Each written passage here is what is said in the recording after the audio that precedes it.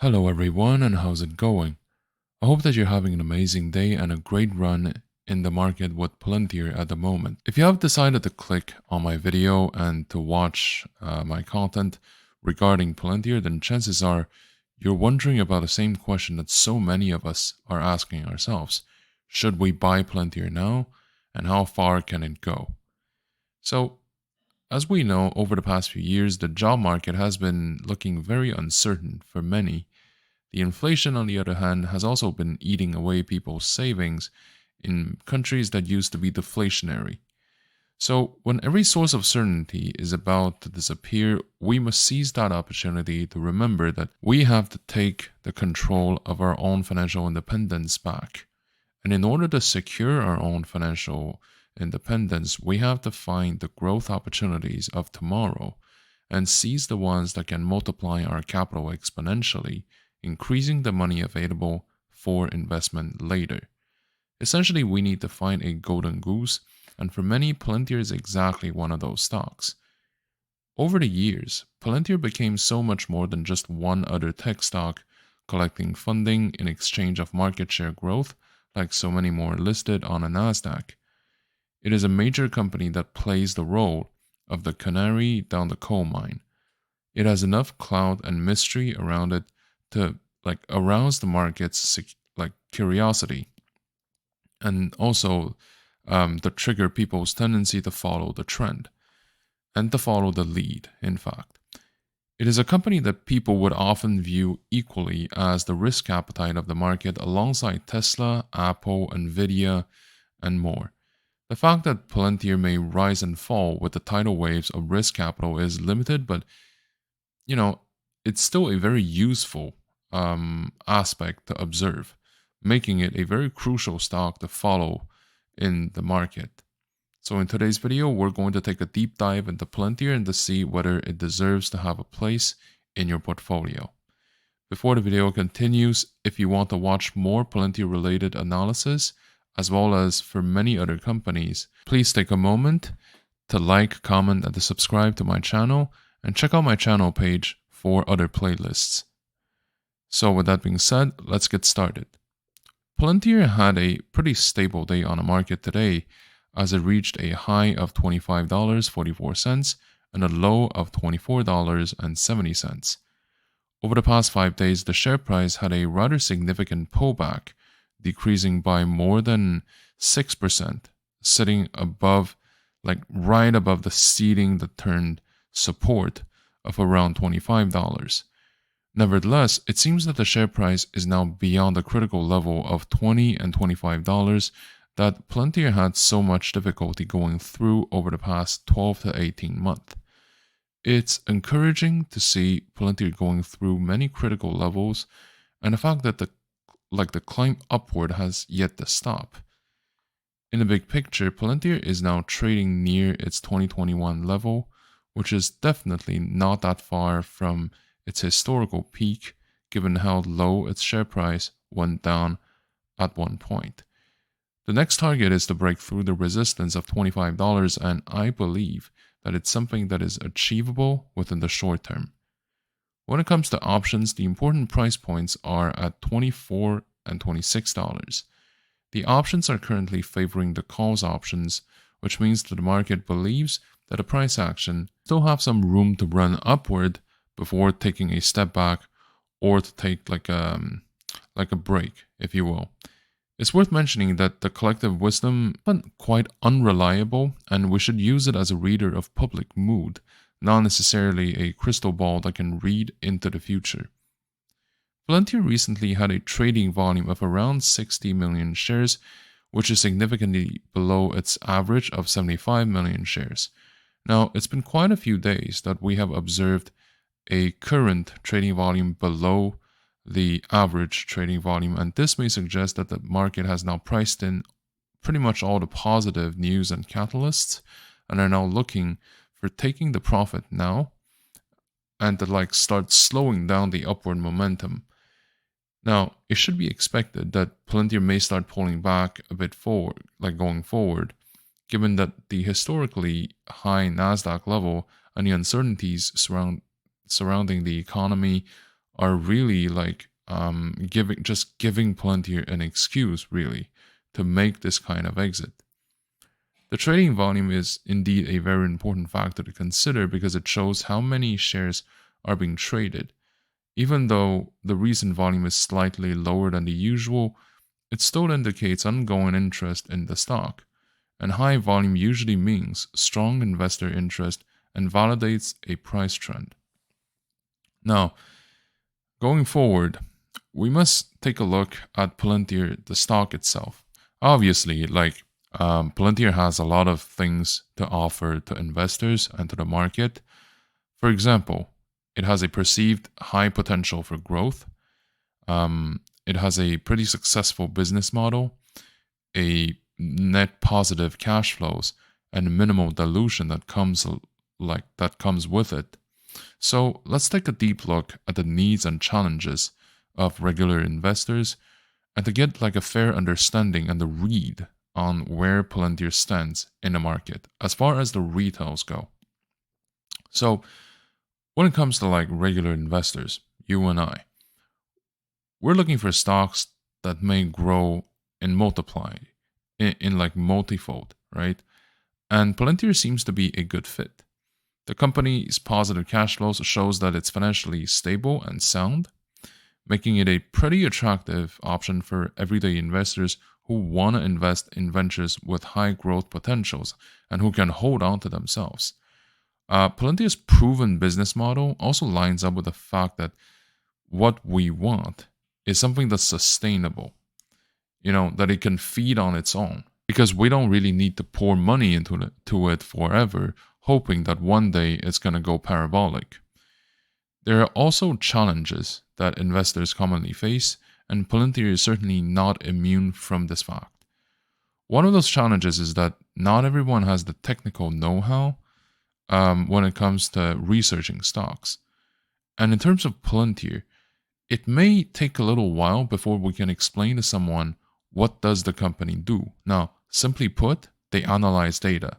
They analyze data and they tell people what kind of trends or causality you can pull out from this so that the business functions better or that like the entity operates more smoothly. This is what they do fundamentally. Now, the issue is they don't exactly explain it that way. And whenever they present their products, their platforms, for me personally, they use a little bit too much jargons. And then the other thing is Palantir's own reputation. I don't know if it's the mainstream media that portrays it like this, or they want to nurture this kind of image themselves as well. They are a little bit of an outlier compared to many players in the Silicon Valley. In fact, they're no longer really in the Silicon Valley, they are based in Colorado. Now, mind you, a lot of companies that we may associate with Silicon Valley have left that region, either because of the living cost or because of the brand image that has been deteriorating over the past few years. And now with the waves of layoffs, well, let's just say that, that's not going to change anytime soon. The other thing is the potential, how can I put this? The potential problems that Palantir may have going forward. Because we must not forget that Palantir, as a company analyzing data, they need to get the data from somewhere to begin with, right? So is it possible that they're going to have some contingency issues with legal problems like ownership and privacy concerns, that kind of stuff? And also keep in mind that you and I are basically financing a privatized Big Brother. That's what we're probably doing, right? In the name of the greater good, I must add, to appease our overlords. So, as far as Palantir is concerned, yes, it's a company that's worth a lot of money. Yes, it's a company that's profitable. But at the same time, there's almost like a cognitive dissonance when it comes to noticing what Palantir does. Because under just under like a very similar circumstances, I believe that this is not gonna just slide like it does with Palantir right now. I feel like there would be more investigations about actions of companies such as Palantir, or there might be more scrutiny from the public. Certainly less interest from like the retail traders. That's what I'm trying to say. I don't know if you guys still remember Cambridge Analytica. Well, they were also a company analyzing data, you see. Maybe the only difference is that they were not financed by the seed funding of the intelligence community, which is the case for Palantir. So going forward, we need to understand that Palantir plays this kind of rule. They are a company providing surveillance. They are a company that analyze data from different kinds of operations. Most of them are at least legal in the form. I'm not sure about the spirit though, and maybe it doesn't really matter. See, that's the thing that going forward we need to assume that everybody agrees on that point, which is the market does not mind that Palantir's operations might be controversial. If you think that Palantir's operations might have some issues going down the road, then it's fine. But in that case, maybe to change your purchase approach with Palantir. So, considering the current stage of the market, it's worth asking, like, where does the excitement about Palantir comes from? From two things. Number one, they analyze data. Their CEO seems to be a maverick. So that's like the original package. The second thing is yet another aspect to really pay attention about, because for NASDAQ, this is especially relevant. Riding the trends. And right now, the biggest trend, the hottest trend is the artificial intelligence. Well, recently, like Palantir, a company that has now net positive cash flows, they have decided to go into AI as well. And as a result, the market, responded very gleefully.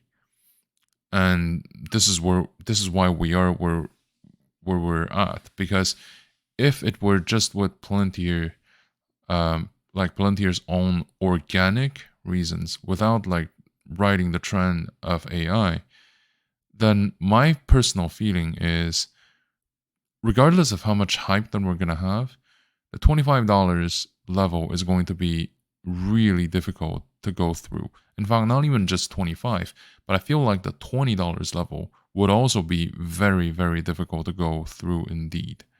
So this is why, like, we have to measure how significant are trends, are those tendencies to the valuation of a company. Is it possible that we collectively decided to ride on the AI trend just like we decided to ride the EV trend years ago? Because you got to remember, back then, as soon as your prospectus contains the keyword electric vehicle or EV, then you're golden. You know what I mean? So it's possible that right now, what we're seeing is just that another trend has emerged thanks to ChatGPT. And of course, it's significant. Of course, it might be groundbreaking. But for now, there's also a lot of hype. And Palantir has decided to ride this hype and to like have a very good market cap. So yes, going forward, we need to take into consideration of those facts. So at this point in time, it might be useful to like maybe have a quick conclusion about what is Palantir, what does it do, and is it relevant for us to keep it in our portfolio? Palantir is a tech company. They They are in the data analytics and now in AI as well. Basically, due to their nature and the market cap, they are one of those players that as soon as macroeconomic factors begin to shift, they shift along. Like they are very sensitive to those aspects. And this is something to look at for Palantir. They may be one of those companies that's going to stay around for the foreseeable future. Whether this means that the market cap will keep increasing or not. It could go both ways, but I personally think that they are going to stay relevant in the future. Does it mean that they're going to, go from 25 only upward? Absolutely not. Like I personally do expect some kind of price correction eventually. But now, let's just say that I still believe that people are very confident, even though this. So, right now, the global markets are facing a complex interplay of factors that have the potential to significantly influence the equities worldwide. In this speculative analysis, I believe that the consequences of the global inflation, surging commodity prices, and decline quantitative easing, as well as the rise of inflation rates or interest rates, plus the geopolitical instabilities, are going to play a significant part. The increasing inflation rate has been putting pressures across the globe, threatening the purchasing power, raising the input costs, and impacting corporate profitability. Companies operating internationally may face challenges in managing rising production costs and also to sustain profit margins. Those dynamics could trigger market volatility as investors adjust their risk-return expectations. The upward trajectory of commodity prices, including energy, metals, agricultural products, have been having far-reaching implications for various sectors of the global equities market. The companies heavily dependent on these commodities may experience squeezed profit margins, potentially affecting stock valuations and investor sentiment. The reduction or the end of QE's quantitative easing measures by the central banks worldwide may have resulted in reduced market liquidity. So, this in turn could lead to higher borrowing costs for companies seeking capital, which may also discourage investment activities or will. The elevated market volatility plus the reduced investors' appetite may also continue to occur. Now, the central banks around the world are tackling this delicate situation of balancing the inflation rates with the economic stability and, if possible, growth. Central banks opted for aggressive interest rate hikes to combat inflations. Borrowing costs for companies have been rising, which has also slowed down business activities and also fueling the market's volatility in terms of the equity prices. Now, ongoing geopolitical tensions, including trade disputes, political uncertainties, and social unrests, will inject an additional element of volatility into the global markets. Investors may adopt a cautious approach, shifting towards safer assets, impacting the equities. Additionally, the escalating conflicts may disrupt supply chains, negatively impacting the performance of international companies.